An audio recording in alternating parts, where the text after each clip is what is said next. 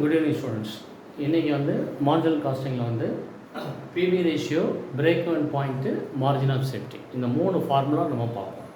இப்போ example சேல்ஸோட value வந்து 1 lakh அப்படின்னு சொல்லி கொடுத்துருக்காங்க. சேல்ஸோட வேல்யூ 1 lakh. அதுக்கடுத்து நெக்ஸ்ட்டு வேரியபிள் காஸ்ட் வந்து 60,000. Next fixed cost or fixed expenses, 20,000. Fixed expenses 20,000. Net profit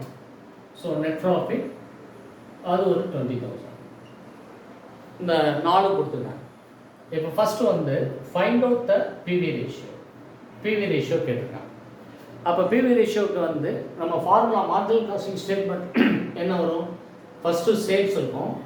சேல்ஸ்லேருந்து எதை கழிப்போம்? இப்போ சேல்ஸ் வந்து 1 lakh அப்படின்னு சொன்னால் வேரியபிள் காஸ்ட் வந்து 60,000.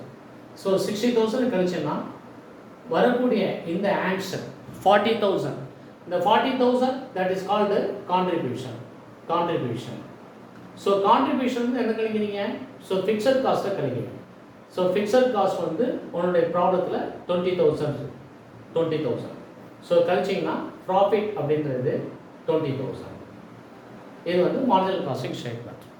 இப்போ ஃபஸ்ட்டு வந்து நமக்கு பிவி ரேஷியோ கால்குலேட் பண்ணணும். பிவி ரேஷியோக்கு என்ன formula? Contribution by sales into 100. இதான் வந்து formula. Contribution by sales into 100. இப்போ கான்ட்ரிபியூஷனோட வேல்யூ எவ்வளோ இருக்குது? 40,000. கான்ட்ரிபியூஷனோட வேல்யூ 40,000. கான்ட்ரிபியூஷன் 40,000. சேல்ஸோட வேல்யூ எவ்வளோ இருக்குது? 1 lakh. சேல்ஸோட வேல்யூ 1 lakh இன்ட்டு 100. 100 போட மறந்துடாத, ஃபார்முலாவில் இருக்கிறது தான். 40,000, இங்கே ஒரு 0, இங்கே ஒரு 0 அடிச்சேன்னா ஆன்சர் வந்து 40%. ஃபர்ஸ்ட் ஆன்சர் நமக்கு PV ratio 40%. Next second question என்ன கேட்டிருக்காங்க அப்படின்னா break even point. Break even point அப்படின்னு சொல்லி கொடுத்துருந்தாங்கன்னா, வெறுமனை கொடுத்துருந்தாங்கன்னா அதுக்கு பேர் வந்து வேல்யூ அப்படின்னு அர்த்தம். பிஇபி வந்து யூனிட்ஸ் அப்படின்னு சொல்லி கொடுத்துருந்தாங்கன்னா அது வந்து fixed cost divided by contribution per unit. இப்போ வேல்யூ கொடுத்துருக்காங்க. அப்போ வேல்யூக்கு என்ன ஃபார்முலா? பிஇபி அப்படின்னு சொன்னால் fixed cost divided by PV ratio. Fixed cost வந்து 20,000. பிவி ரேஷியோ வந்து 40%. 40/100. அப்போ 20,000 into 100 divided by 40. இப்போ அடிச்ச அப்படின்னு சொன்னால் ஒரு 0 கட் ஆயிரும். 1 2 2 4 1 2 2 10. உனக்கு வந்து 50,000 அப்படின்னு சொல்லி பிரேக் ஈவன் பாயிண்டோட வேல்யூ கிடைக்கும். ஓகே, சரி, ரைட். அதுக்கடுத்து தேர்ட் கொஸ்டின் வந்து மார்ஜின் ஆஃப் சேஃப்டி, எம்எஸ் அப்படின்னு சொல்லுவோம். Margin of safety.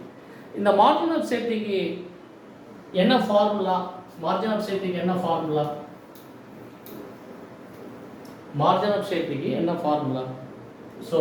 Safety formula வந்து profit divided by PV ratio.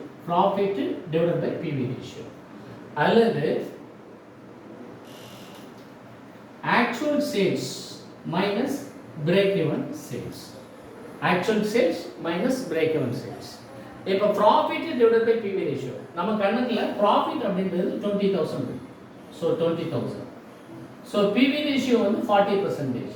PV ratio 40%. அப்போ 20,000 into 100 divided by 40. Same answer தான், 2 50. Margin of safety 50,000.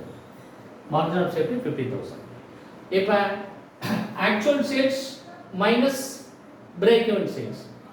Actual sales அப்படின்றது என்னது? 1 lakh. அப்படின்றது 1 lakh. பிரேக் ஈவன் சேல்ஸ் நீ கண்டுபிடிச்சிருக்கக்கூடிய answer இதுக்கு முன்னாடி போட்ட பற்றியா, அதோட பிரேக் ஈவன் சேல்ஸ் நம்மளுடைய ஆன்சர் வந்து 50,000.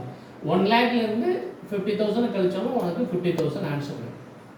மார்ஜின் ஆஃப் சேஃப்டிக்கு வந்து profit divided by PV ratio அல்லது actual sales minus break even sales. Actual sales வந்து உங்கள் கொஸ்டினில் கொடுத்துருக்கக்கூடிய 1 lakh. பிரேக் ஈவன் சேல்ஸ் வந்து நம்ம கண்டுபிடிச்சிருக்கோம், அதோட ஆன்சர் வந்து 50,000. அதுலேருந்து இது டிஃப்ரென்சஸ் பண்ணணுன்னே உனக்கு 50,000. So profit divided by PV ratio calculate பண்ணாலும் ஒரே ஆன்சர் தான் கண்டிப்பாக வரணும். ஓகே, ஸோ பிவி ரேஷியோ பார்த்துருக்கோம், மார்ஜின் ஆஃப் சேஃப்டி பார்த்துருக்கோம், பிரேக் ஒன் பாயிண்ட் வேல்யூன்னு பார்த்துருக்கோம். ஓகே, இதில் வேறு டைப் ஆஃப் த ப்ராப்ளம்ஸ் எப்படி இருக்குன்றத நம்ம நாளைக்கு பார்ப்போம். இதில் ஏதாவது உனக்கு கொரீஸ் இருந்ததுன்னா உடனே சொல்லு, கிளியர் பண்ணி வைப்போம். Okay, thank you.